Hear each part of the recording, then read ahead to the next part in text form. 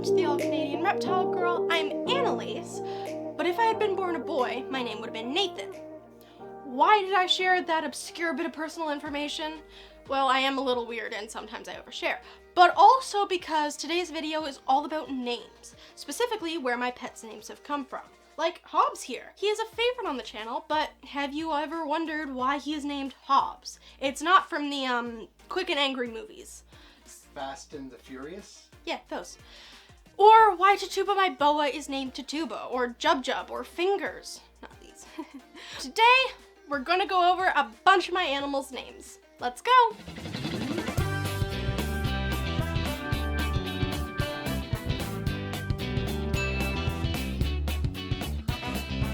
So, I've actually had this video idea for a while now, like a year, and I kept debating whether this was even a video that would do okay with where my channel is at right now. I don't want to confuse the algorithm too much.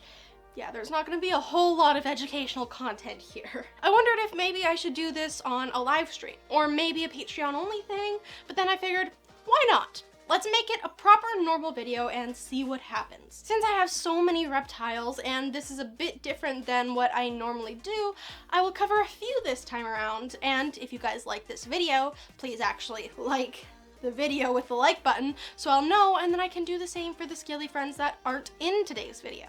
Let's start with this guy right here. This is Hobbs, my Macklets python. I'll cover my other Macklets, Callie, too, in a minute. We got Hobbs in Montreal while visiting family. There's a whole story about the debate over the phone between my mom, who's still in Ontario, while Dad and I were in Montreal, and my great-grandfather's attempts to persuade her to let us get Hobbs.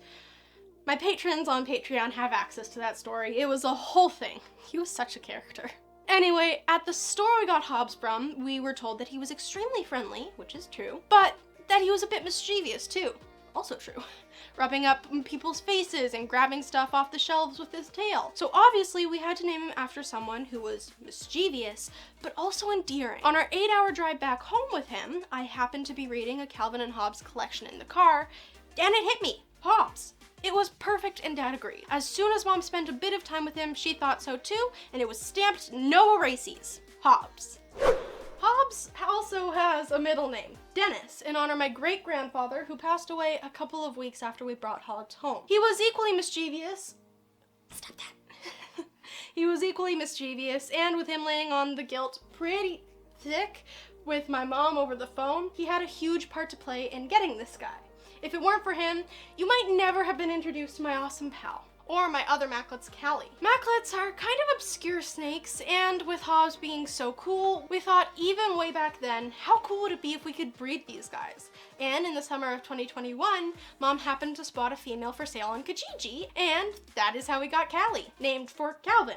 Callie and Hobbs. I think it fits them both perfectly. Okay, on to Fingers, who has a new home by the way. We swapped him with Callie's, no. First off, how could I, as a snake caretaker who thinks she's funny, not have a snake named Fingers? Come on. Most people, upon hearing his name, automatically make the assumption that he likes to sample your fingers with toothy kisses. But that's just not true, at all. His name comes from Futurama. There's an episode with a super criminal called the Zookeeper who uses and commands animals to help him pull off his heists. There's like a badger with a troubled past, a crab named Citizen Snips, and an elephant that never forgets to kill, and a snake named Fingers. I don't know what species Futurama's Fingers is supposed to be. It's kind of just generic cartoon snake, I suppose. He pops onto the screen and is only there for a second. Nice job, Fingers. But I loved the way, ow. Okay. But I love the name and resolved that I would one day name a snake Fingers. That's if the personality fit, of course. And on another trip to Montreal, to that very same store we got Hobbs from 2 years earlier, we found this guy, and the rest is history. Get it? Oh. Hiss. Oh my god. Alright, let's shift from pythons to corn snakes. I have 3 that you know of. Noodles, like Fingers, has her name because I couldn't, in good conscience, consider myself a snake keeper with so many snakes and not have a single one named after pasta. Hence, Noodles. Although I actually didn't pick that name for her. We adopted her off Kijiji from someone who was just looking to rehome her, and she came with the name and we decided to keep it. Noodles presents as a hypomelanistic corn snake. Hypomelanistic meaning reduced black and brown patterns, so you have this. But as an assorted fancy corn snake, originally from PetSmart, we can't really know what other genes she has unless we breed her. Frostbite's name is pretty easy to figure out. He is a snow motley corn snake, and I already had a pet rat named Blizzard, so that wasn't gonna work. So yeah, Frostbite. Dozer got his name because he's a big boy, or at least we thought he was when we first got him.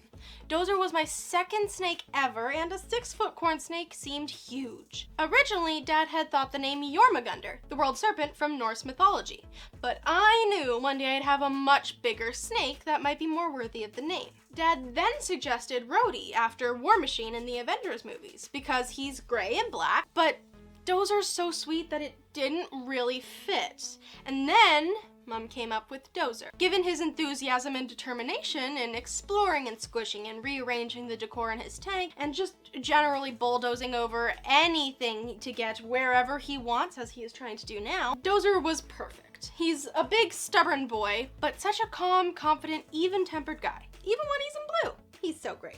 Before we go any further, I would like to thank my patrons on Patreon. They are the reason why I am able to upgrade my secret supervillain lair.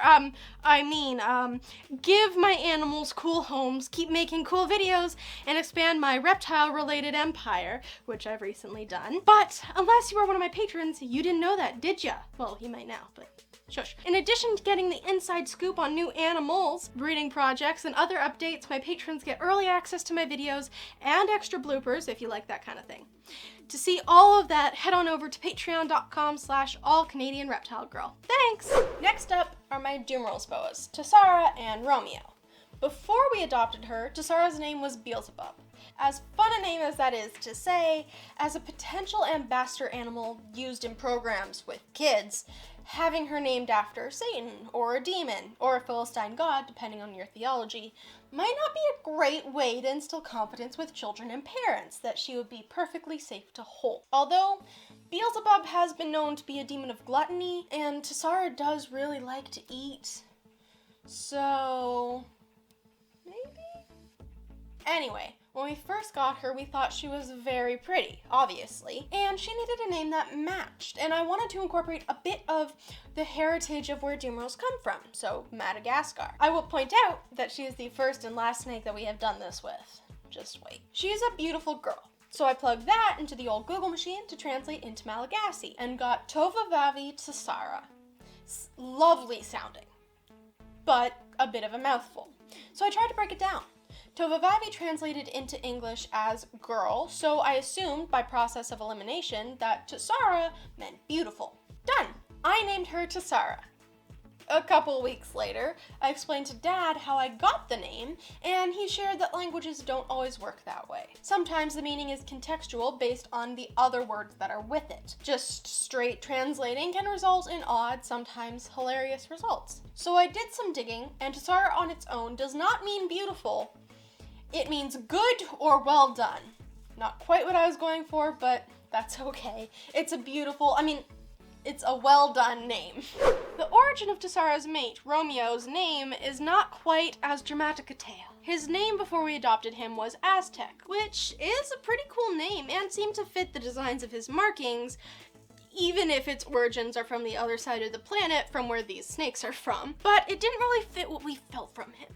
Dad got in the habit of calling him Loverboy because we got Romeo specifically to breed with Tassara. None of us felt like that was the right name for him, but I think it planted a seed for a romantically themed name, you know? The fact that he has an adorable little heart on his face certainly cemented that. One day, Dad jokingly referred to him as Romeo, and we all had this collective aha moment, and it's been Romeo ever since. Let's detour from snakes and talk about Jub Jub, my black and white Argentine tegu. Now, I could try to sound all well-read and tell you that she's named after the Jub Jub bird from Lewis Carroll's The Jabberwocky or Hunt of the Snark, but I've never actually read those poems. Oh dear, the table.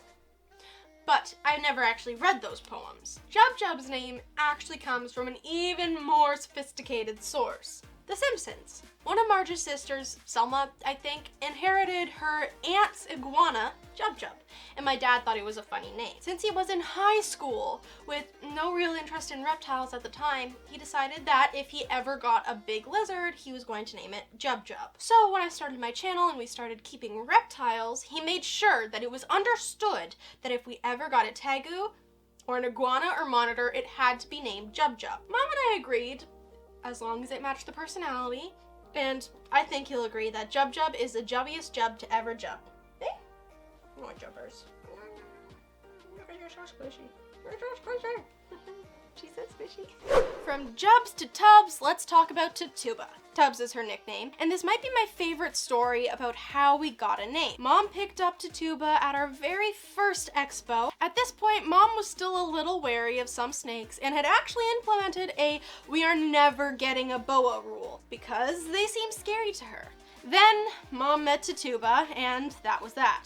Mom chose the name Tituba because of her own previously held misconceptions regarding snakes. If you are familiar with the Salem witch trials, you might know a little bit about the real Tituba, or Tituba if you prefer. In case you don't know, here's a super condensed backstory. Tituba was a slave owned by the minister of Salem Village. She was the first woman accused of witchcraft during the witch trial. The accusation came about because a couple of girls in town started having convulsions and hallucinations. In your world, you can create any illusion that you want. Any illusion. The doctors of the time were not able to explain what was happening, and because it was known that Tituba had been telling people their fortune, obviously she, as a woman who was outside of their common religious beliefs, was to blame.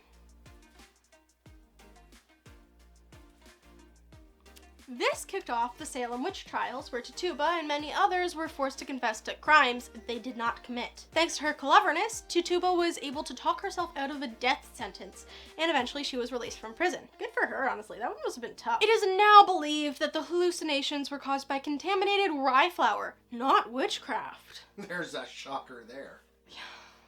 For my mom, at that time, Tituba, the snake, represents something that was once thought to be scary or maybe even evil, but in reality was just misunderstood and has lots of misconceptions associated with it.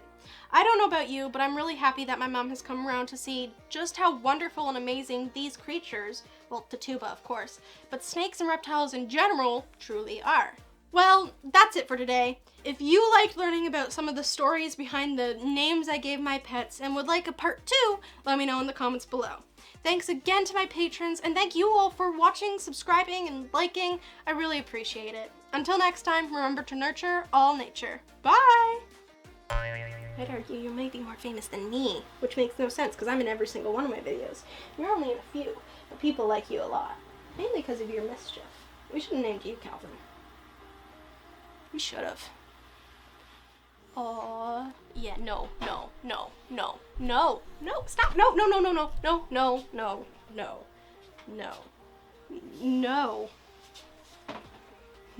What happened?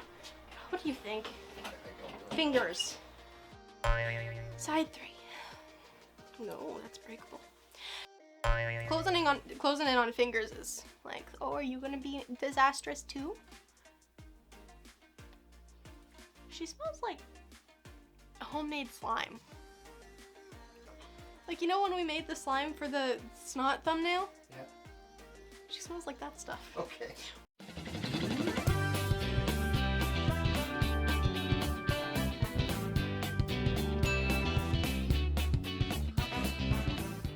Jay asleep. No, she's I almost said alive. She's awake. She's just nappy. She keeps blinking this eye open. Okay. And she just wants the scratches.